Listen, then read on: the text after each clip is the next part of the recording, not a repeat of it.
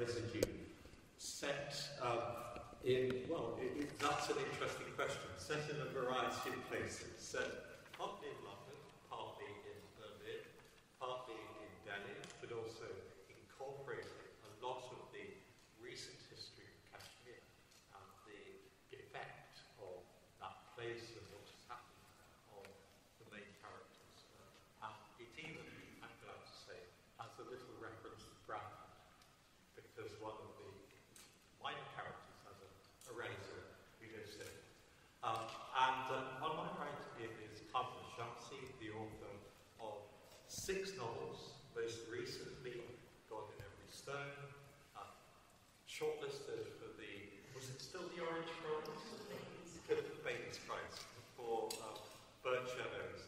Someone who now, over a very distinguished sequence of novels, has been exploring the past, the fact that it's not past, that it lives in the present, that it affects how we feel, how we live, the structure of both personal and political lives.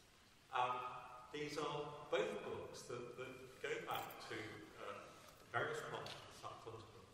And interestingly, they both go fairly far north to Peshawar and the frontier in the case of the God in Every Stone and Kashmir with residue. And in a way, it's interesting because those are parts of the world which are still very much an unfinished business, which is still shaping the narratives around us, and in particular the narratives of the 2 or 3 generations that come after the formal end of empire. After all, our subject, our titular theme this evening is writing empire. And I wanted to start with Kamran. How far do you consciously set up to write empire? How far does that history, that legacy, inevitably find its way into the stories that you tell? Well, it's a good question, because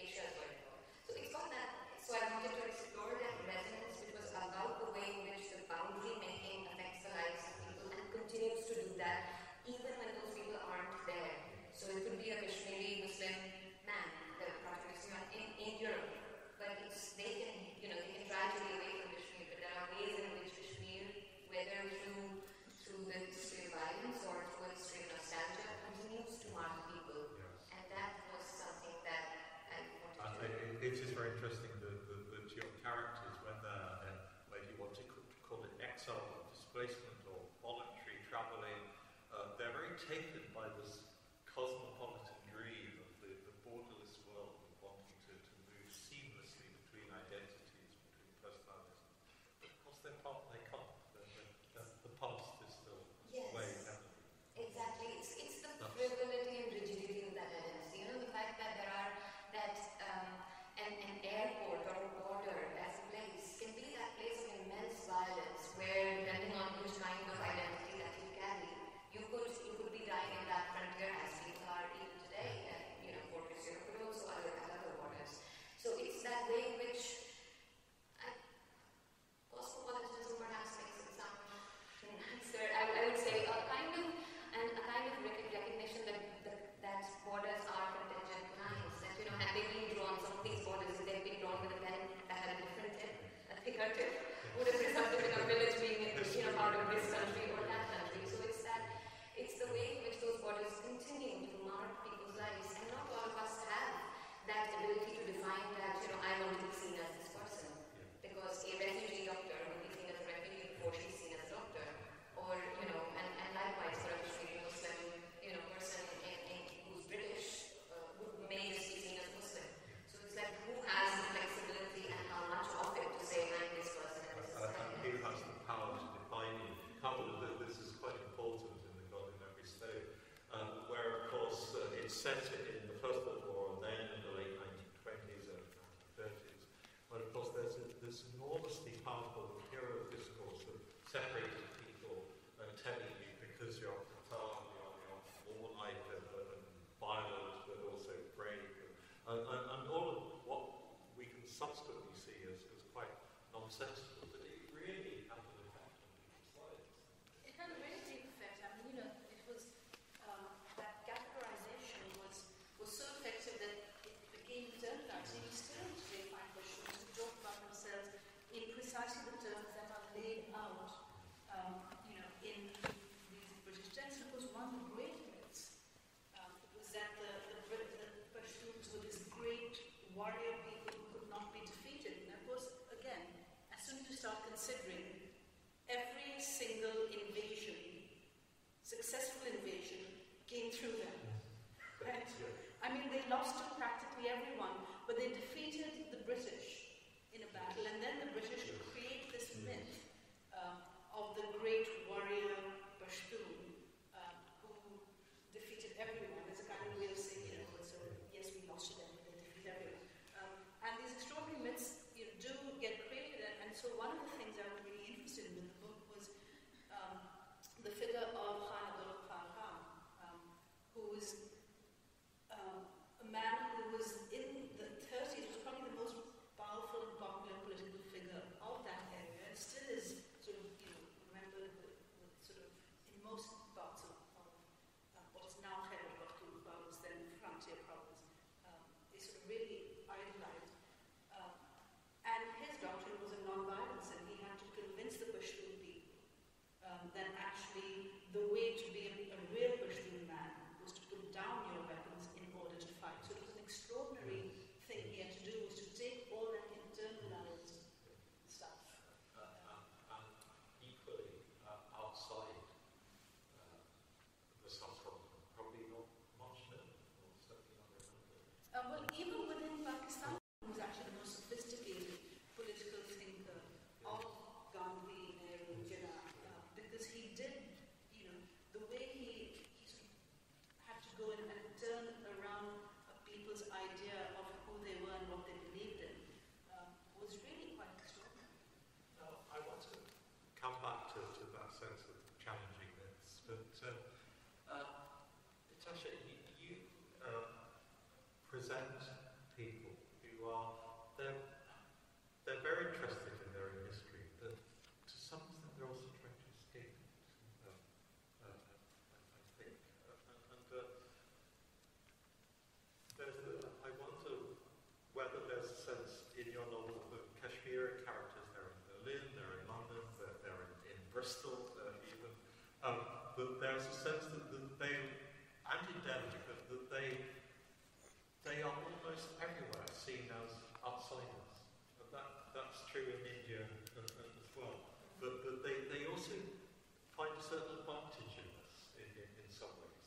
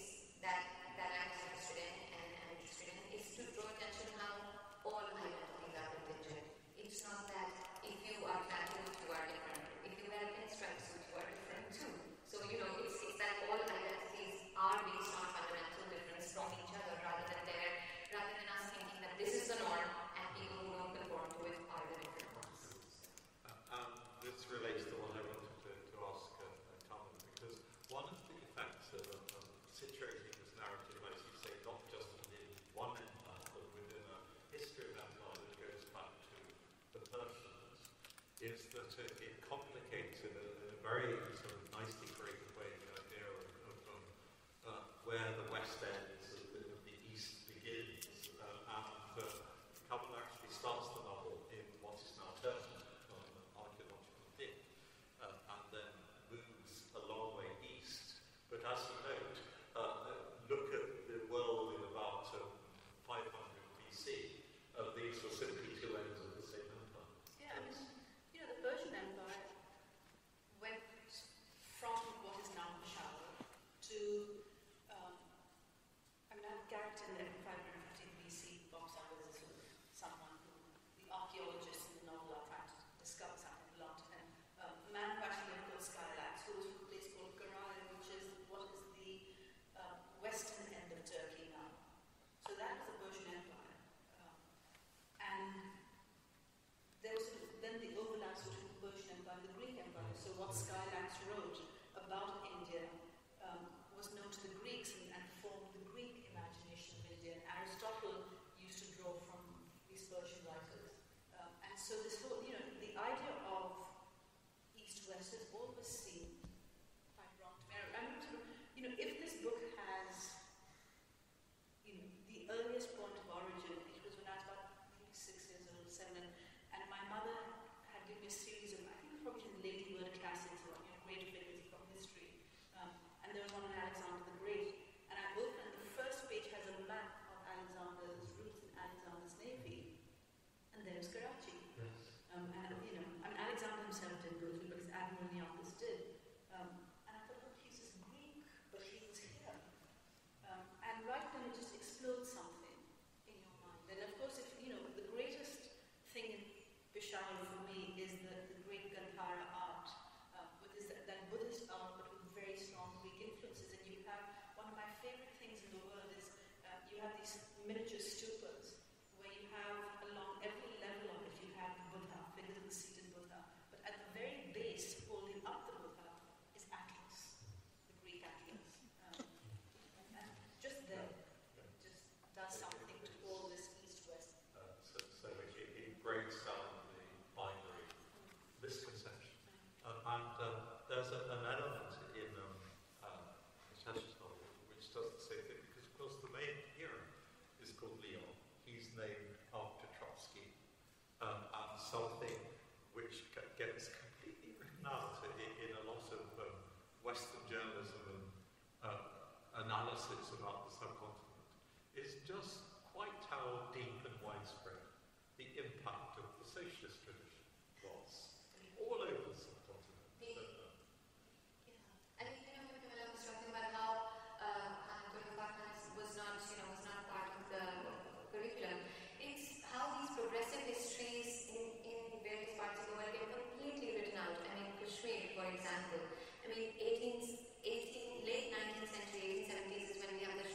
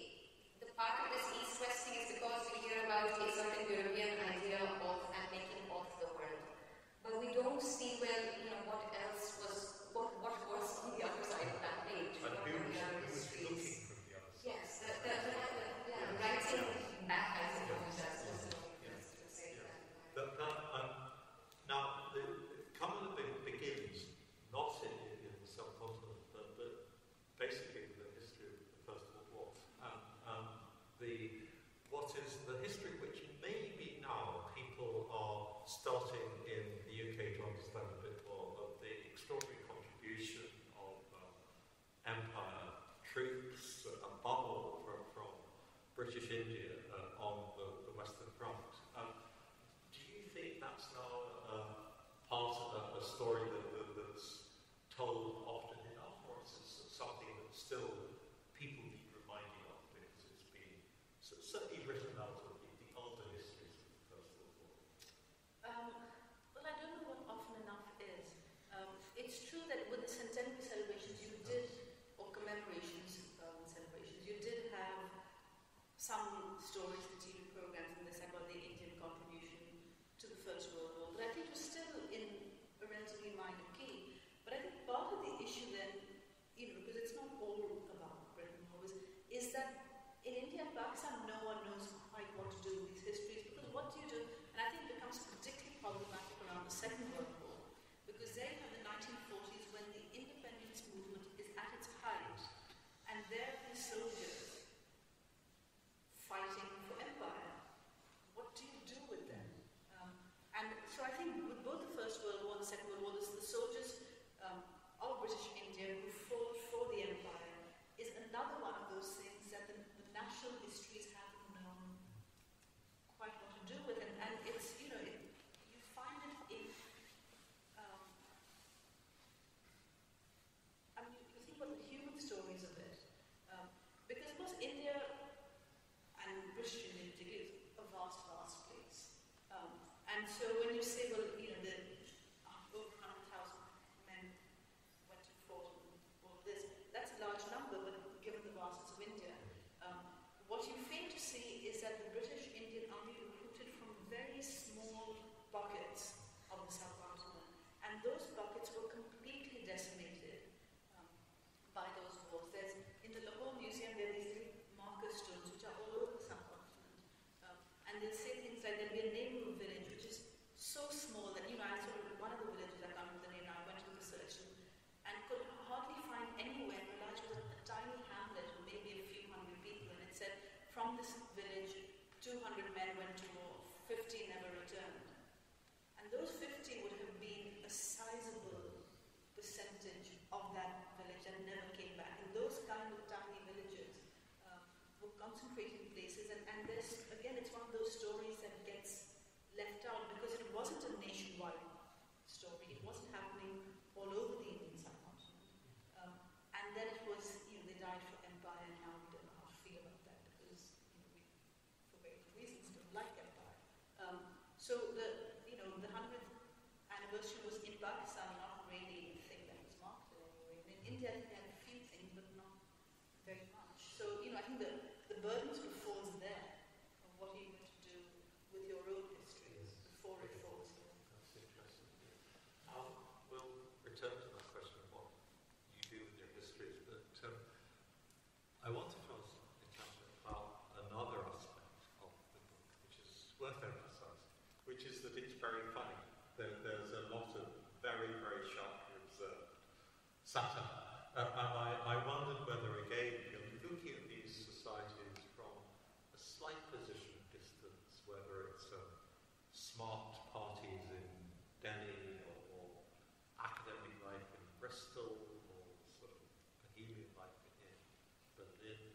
It's again the problems and the burdens of not quite belonging come with some compensatory advantages. Maybe it's this ability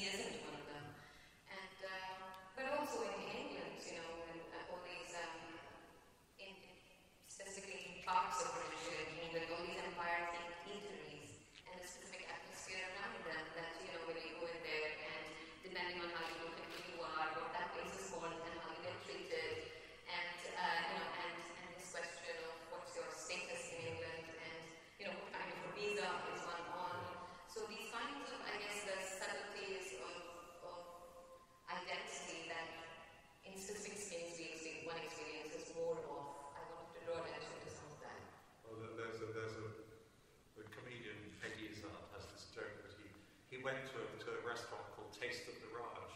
So they hit him with a very big stick and told him to design a very complicated railway system. And to move on to something a bit very much like the conclusion, the climax of Carmel's novel is a very harrowing, very dramatic scene of repression and massacre. And this again, although it functions within the novel, it's in a way defined as the illumination or revelation for the heroine.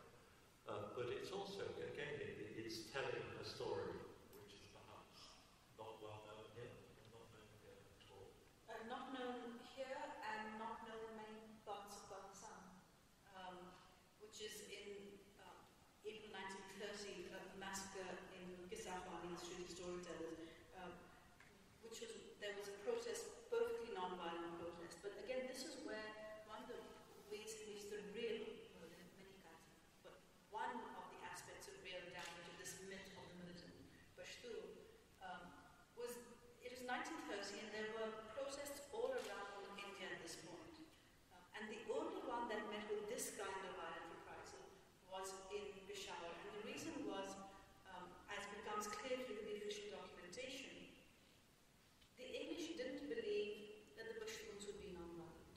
They didn't think they were capable of it.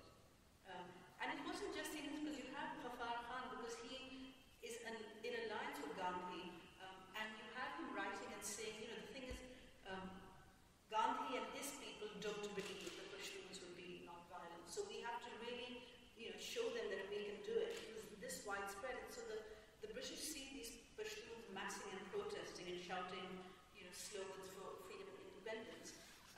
And they basically panic and come in with, armed vehicles and knock people down and kill them. It all escalates from there. And then there's a cover-up and all that going on.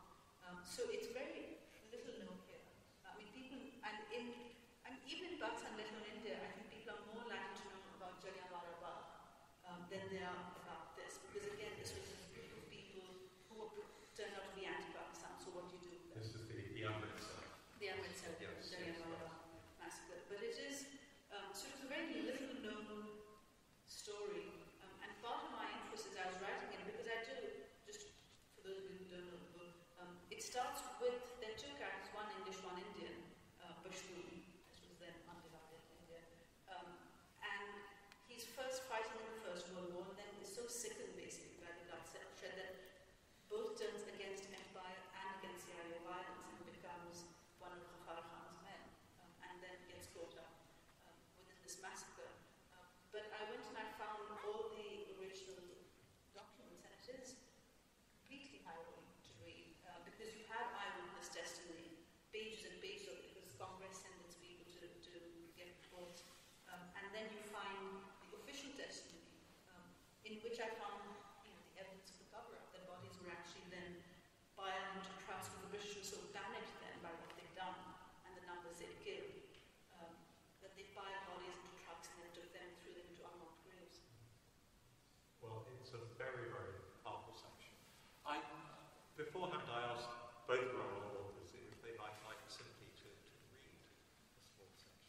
So, just to give us a taste of the novel. So, Natasha, would you like to just choose a page or so?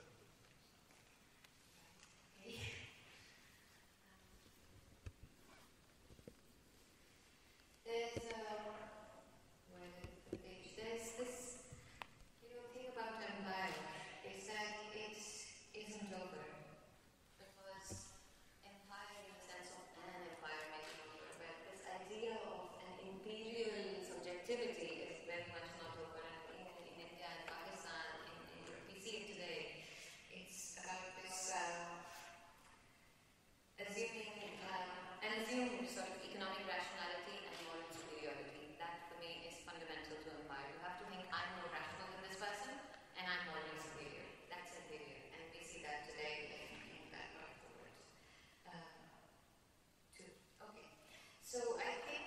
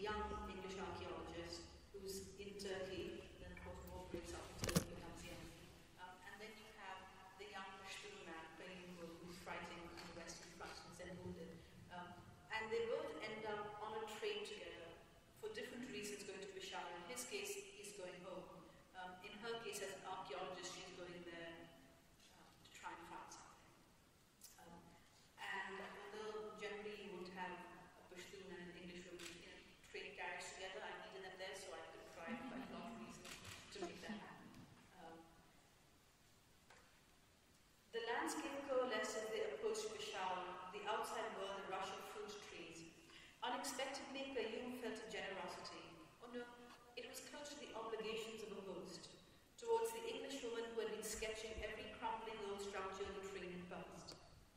He said, Peshawar, you want to see? The Englishwoman stepped into the corridor.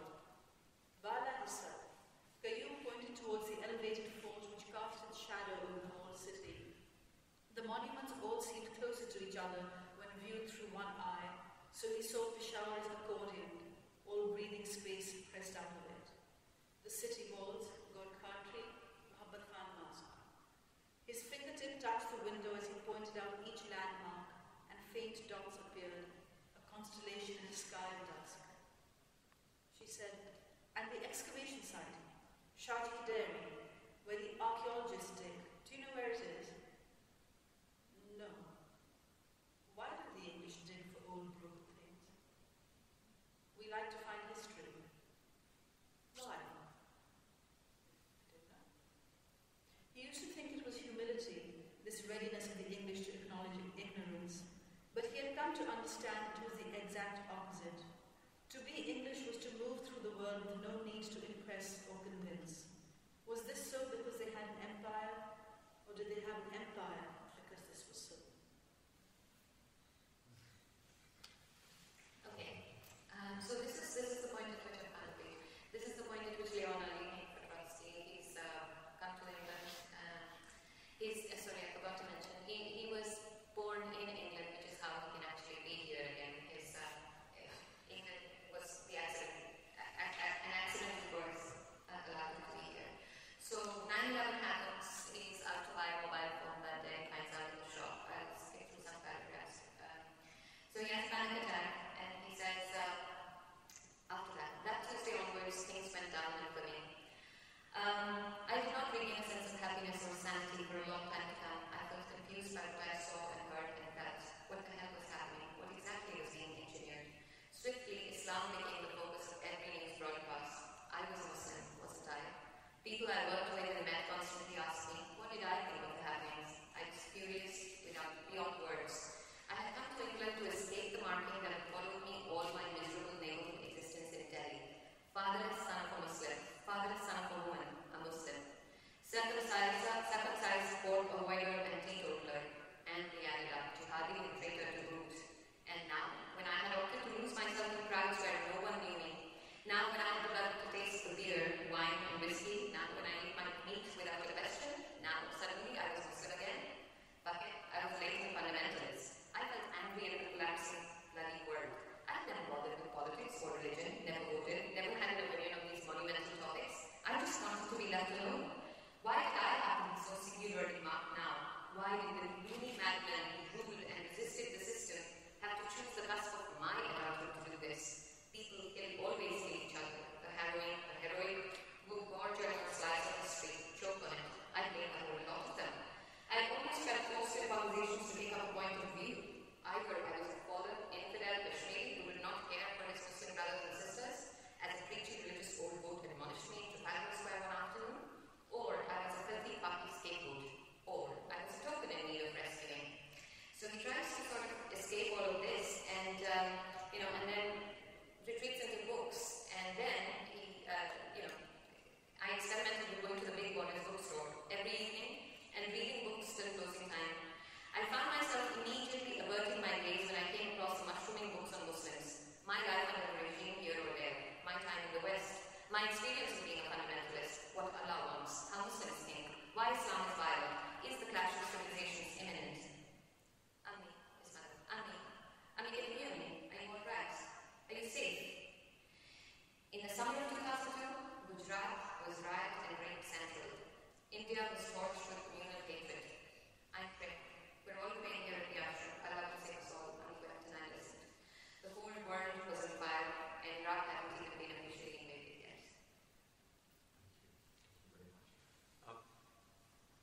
Both of the novels are about people coming to understand the world in different ways. I wanted to start with Kamala and the very intriguing figure of John Heroin, who belongs to that generation, that important generation. She reminded me of a young woman out of the Polster in some ways.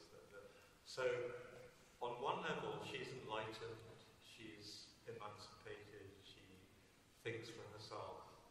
But as she realizes that when she goes to India, she's also part of a structure which her own liberal ideas alone can't do very much to change.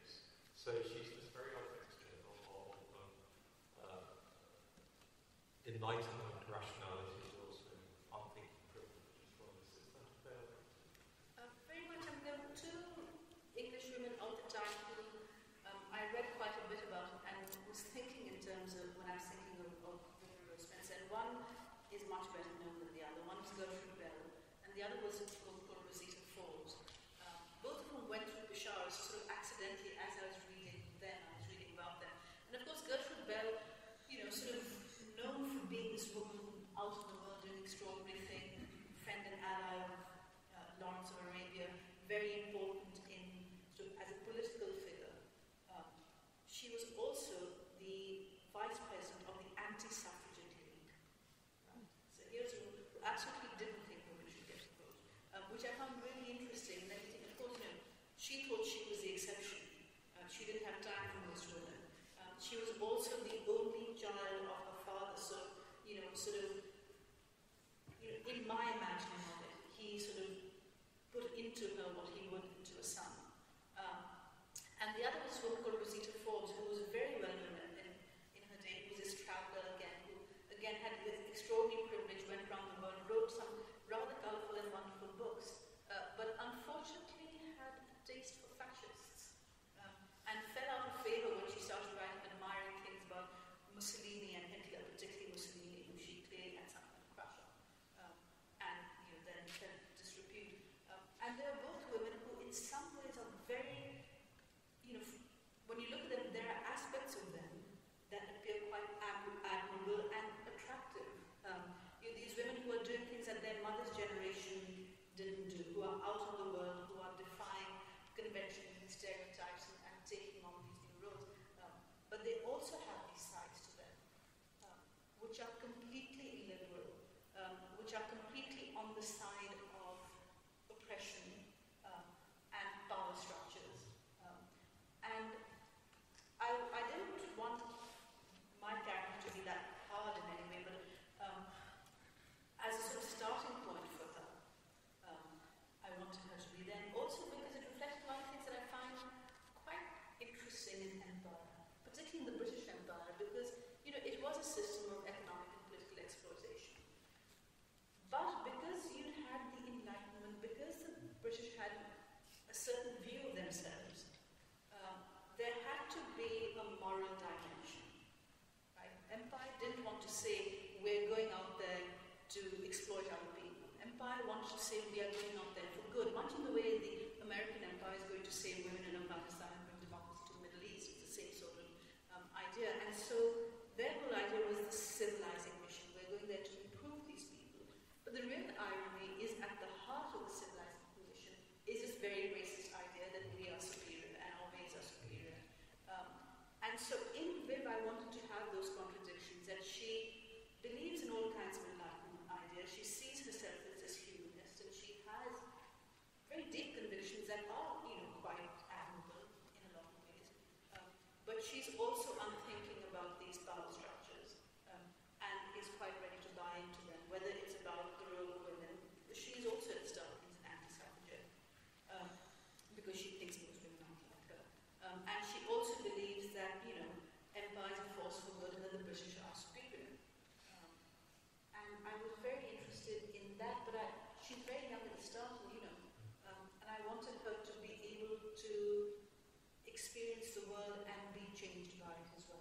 She's very different as well. Now, I wanted to ask Natasha about the second strand of your story, which is Shula Farid, again a woman who's going on a certain path of self-realization. It's a really fascinating novel. I wanted to know why you felt that the adventures of the central couple had to be balanced by this voice from slightly older, not very much older, but one generation back, and therefore with a different set of experiences.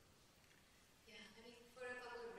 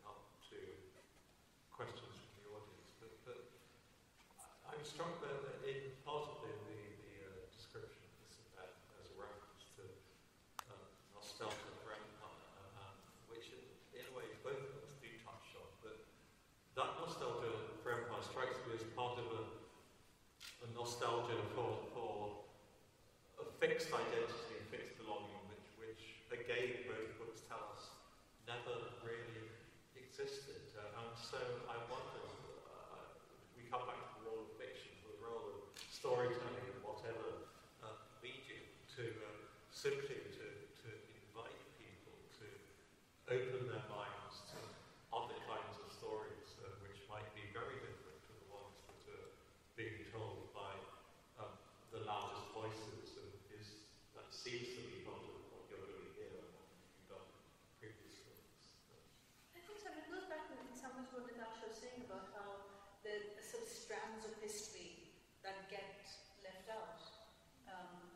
And when I grew up in Ziaul Haq's Pakistan, where there was the official version of history was pretty awful, but also had no. I mean, the thing about Pakistan is my parents have lived through its entire history.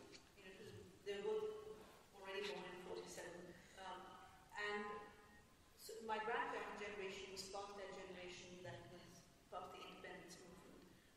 And so you would have a sort of conversations around the table, these conversations about these historical moments which were not being reflected or were being distorted within the official version. So I think it was sort of very natural for me to grow up understanding that there's official history, which is one kind of thing, and then there's this other history which takes the form of stories and people tell each other. And I think that's always been my interest, whether I'm writing about Pakistan or whether I'm writing about the 71 war, I'm writing about empire, whatever it is. It's what isn't in the official histories, which then I think if you talk to Britain today can be refined to what isn't in making to the news stories.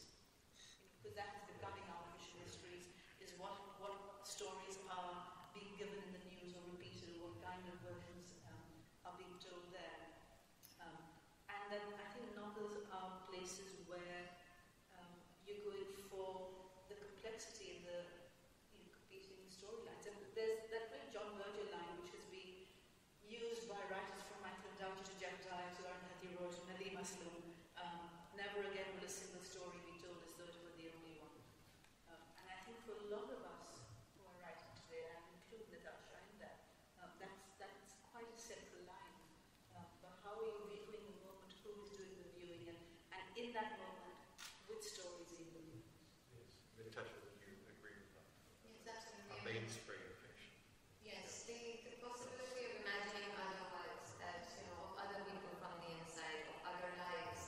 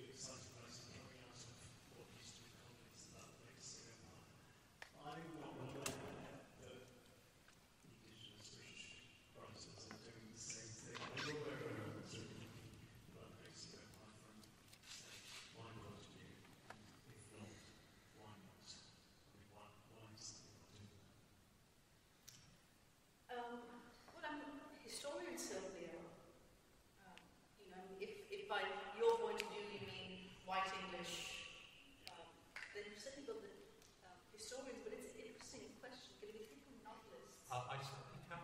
Try Adam Falls. Oh yes, Adam Falls, wonderful. Who's a poet and a novelist, and absolutely like one of the great blanks in British historical memory is the repression of Kenya in the 1950s, what's called the Myanmar Rebellion, and that is precisely one of the areas that he goes into.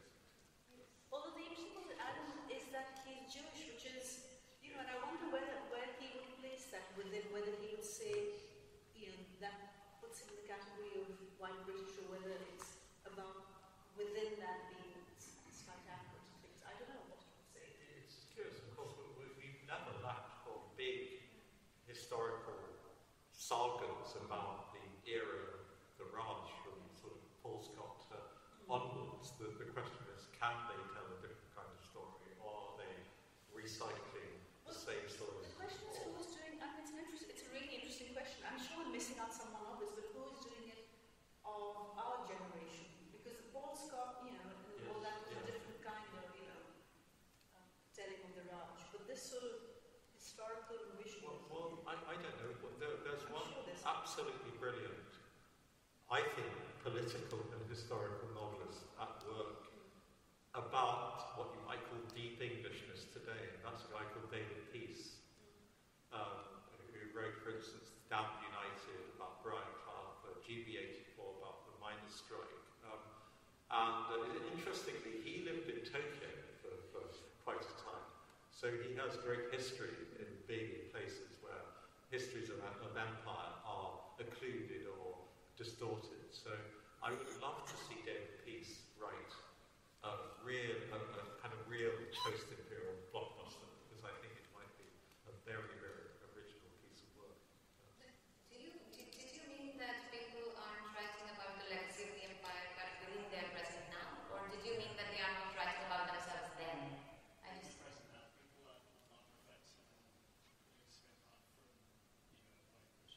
Yes, I think that the reasons for that may be politically to do with the way in which, what being British means right now, just seems to cascade into ever greater complexity, this idea now with Brexit, with everything else, I think it's in the process of finding a certain definition, working definition for itself, what it means, because clearly that multicultural post-97 thing isn't now on. So we don't, I say we, well, in a sense I am part of that, we too, but we don't know where we are.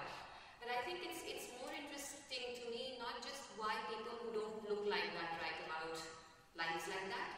I think it's also like why people who don't look like that, who do or don't look like that is unimportant, but why aren't those lives the focus of more interest? And that I think is interesting, because in you go back to like the imperial era and you have all these white people writing about stories of other places without not even researching sometimes, not even their little novel Kashmir written by people who've never even been there. So that was possible, that just this appropriating or telling those stories.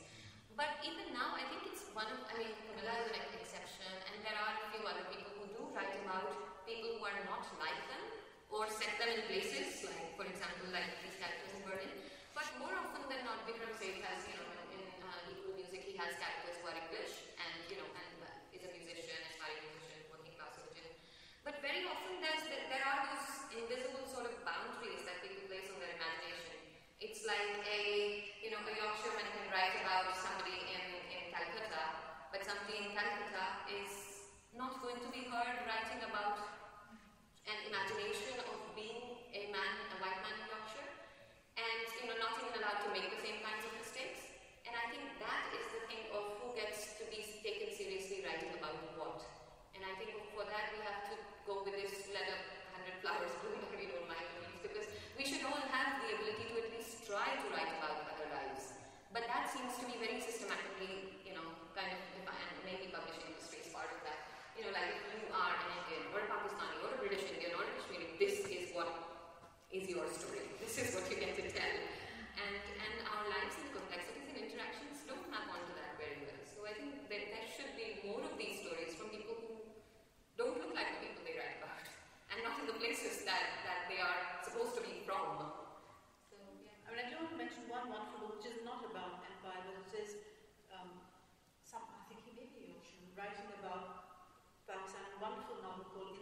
the Swallows by Peter Hobbs. Just a beautiful, wonderful work set in the north of Pakistan. Extraordinary. You know, for me, one of the really good novels of Pakistan in the last couple of decades. Another question?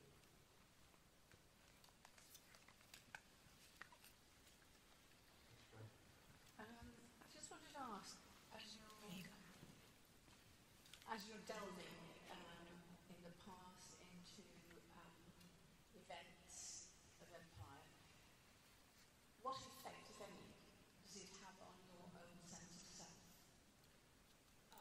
Well, this was an interesting one for me because I was writing this book as I was becoming a British citizen, which I didn't think had, you know, because I was sitting in the British Library doing all the research about massacres and all this, and actually at that point my feeling was, and particularly as I was reading through Hansard documents with the kinds of conversations in Parliament, which was just so egregiously, blatantly racist in the most appalling way, and my feeling was, you know, and this was, you know, this place has come a long way, and things, you know, sort of, and all that, and so I was able to feel, you know, not to say that things aren't problematic, but actually if you look between 1930 and 2013, you know, all kinds of things have gone better in various ways. But there was then the moment when I went for the actual citizenship ceremony, and as I walked in, there was a photographer there, and he just handed me a Union Jack to take a picture. And I had this thing thrust in my hand, and because I'd been sitting across the road, looking actually particularly at the photograph library, and there were these pictures of the Street of Storyteller where the massacre had taken place, but at another date when there was the Union Jack flying. And at that moment, my mind just led to that picture, and I just thought, what am I doing here? And there was that one moment of feeling just this historical betrayal. And you know, my parents were here in the 40s and 50s, and they had, you know, at that point, you know, most of the joke of the fact that you just had to go to the post office and fill out a form if you wanted to be a British citizen. And their feeling, so we just got rid of these guys. Yeah. Why would we want citizenship here when they're Pakistani? And, you know, there I was so grateful to have this second passport which allowed me to travel and do all these kinds of things that a British passport allows you to do. And my friend, the writer Hisham Nadar, put it wonderfully afterwards. He said, because I was trying to talk about this really weirdly complicated moment of emotion. And he said, in that moment you are betrayer and betrayed both. You're betraying your nation by wanting another nation, and you are betrayed by your nation that makes you go out and seek other nations. Yeah, that's very good. I don't particularly think of myself as needing to necessarily respond to the claims of any birth family. So I just think that, fine, somebody wants to think of me as Indian or as Kashmiri or as British. I will not, I do not carry a flag in any of those identities. So it's not, I don't feel the need to. It's not important. The boundaries have changed over time. It's questions of power and justice that have always determined, the privileged passing off their point of view as rationality, setting down lines that people then. It's the imagined community, and at its broadest, when I speak as Kashmiri, I keep saying, in spite of my surname, non-communal Kashmiri, and that too only because it's a question of justice. So humanity is how I want to belong to, and I find real problems with this whole borders, nation-state system. And I think that we are in this moment, like we are in this moment of this kind of capitalism, and we think it's inevitable, it's always been like this. It hasn't. I mean, passports and visas, this whole thing is just decades, if not, decades old. And even this whole idea, it's only a few centuries. What's a few centuries in the history of a world that's seen so much? All these systems that seem to us so immutable are actually all transient. And I want to hold on, regardless, to the idea that it is all transient. It doesn't really matter. A cloud is a cloud, a bird is a bird, a tree is a tree. And it doesn't matter where they are. And so I don't feel guilty. And I don't understand why, for a lot of people, this idea of empire is somehow as if colonization is supposed to be a moral failure of the colonized.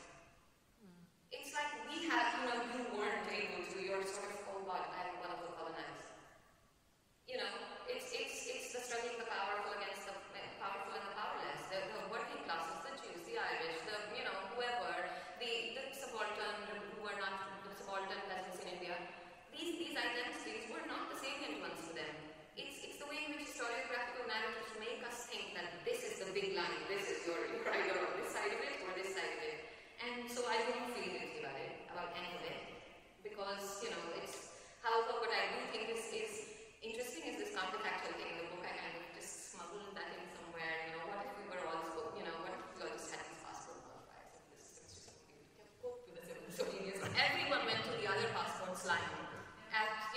coordinatedly, what on earth is anyone going to do? We all are others, and we're all going to stand in the other passport line, and what are you going to do? I mean, okay, it's like, it's irrational, but then, we all have the right to dream, so I don't really care. I'm happy to think and reflect about the salience of any particular identity that's enforced or denied to me at any point, but I don't want to say this one is the one that I am and that I will be willing to live and die for. You don't It get matters. pushed into it. Huh? You don't get pushed into.